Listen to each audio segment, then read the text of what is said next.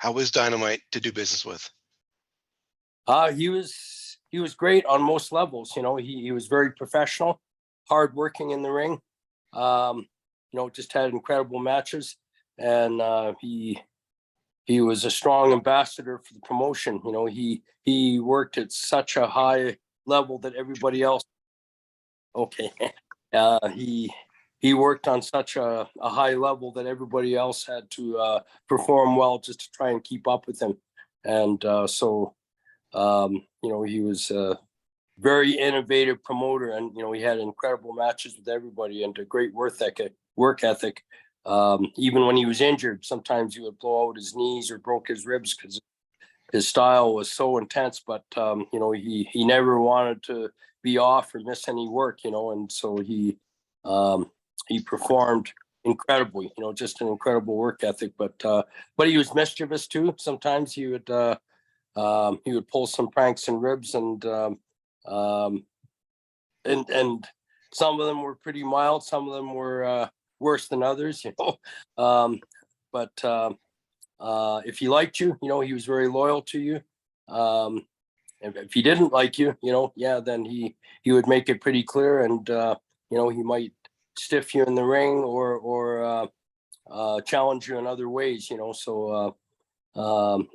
But for the most part, he was very good to do business with. He was a professional, and he had incredibly great matches with everybody he worked with. Before we go, can we talk about the British Bulldogs? Like, they, as a kid, I'm 49, so the height of my fandom was 85, 86, 87, 88. They're such a huge part of my childhood. Like, what was the falling out between Davey and Dynamite? What was that all about? Different things, unfortunately, Michael. They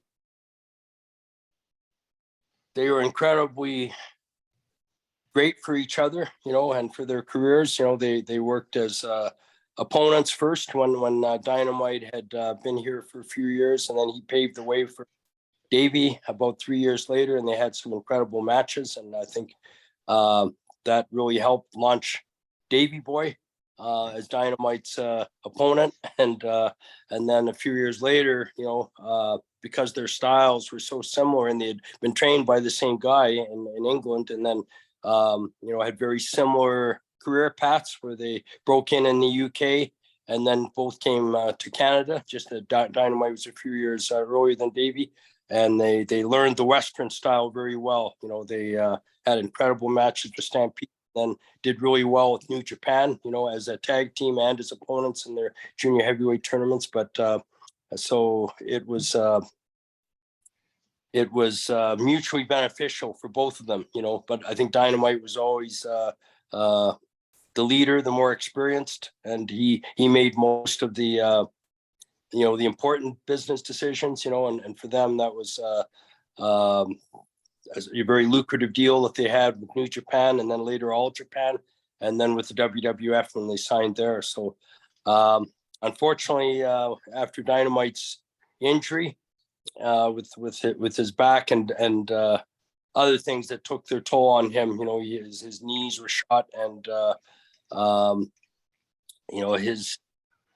his style and his pace had really slowed down. He couldn't perform on the same level, and Davey had to pick up the pace, and carry Dynamite, and I think that was tough. But I think they kind of went in different directions when Dynamite, after kind of leaving WWF on bad terms after the incident with Jacques Rougeau, and the fall from that, he really had no intention of going back to the WWF, and they both came back and worked for Stampede, I guess, in the late 80s, and unfortunately they weren't able to kind of save the promotion, which was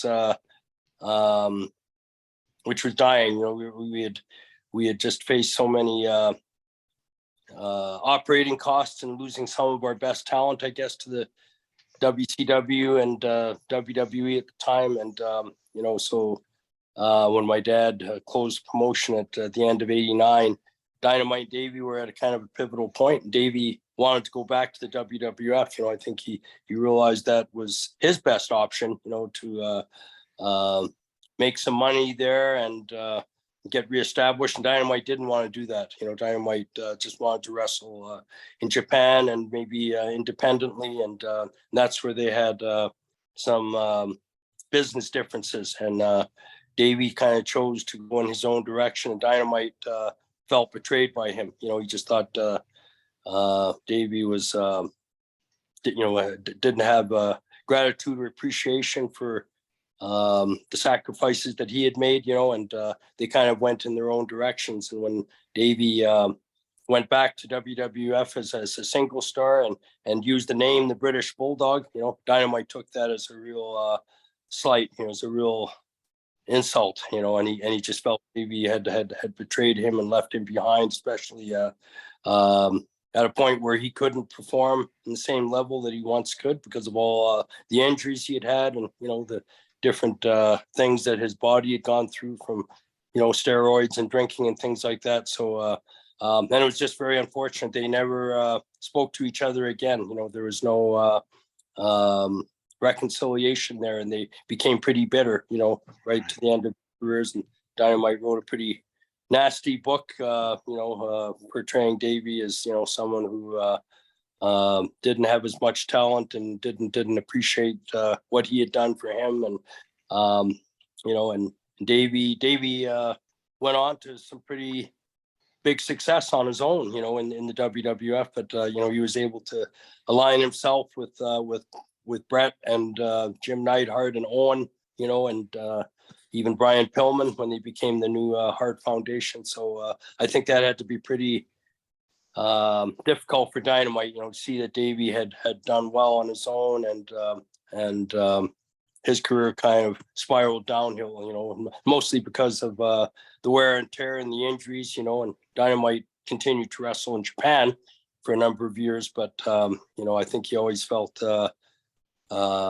kind of eclipsed by Davey, who took the name and went on to be a big success on his own. So it's just sad that their careers and their relationship ended that way, because they did so much for each other and were such an important part of the industry. Yeah, I mean, everyone always says, this guy's a once in a generation performer. I don't think there'll ever be anyone who could hold a candle to the Dynamite Kid, ever. No, absolutely not. Just an incredible performer, and really he paved the way for so many others. If it wasn't for what he contributed, to and how he inspired and taught different guys he wrestled, Brett never would have had the level of success that he did. Certainly Davey would not have had the level of success he did, or even Owen, or Chris Benoit, who idolized Dynamite very much.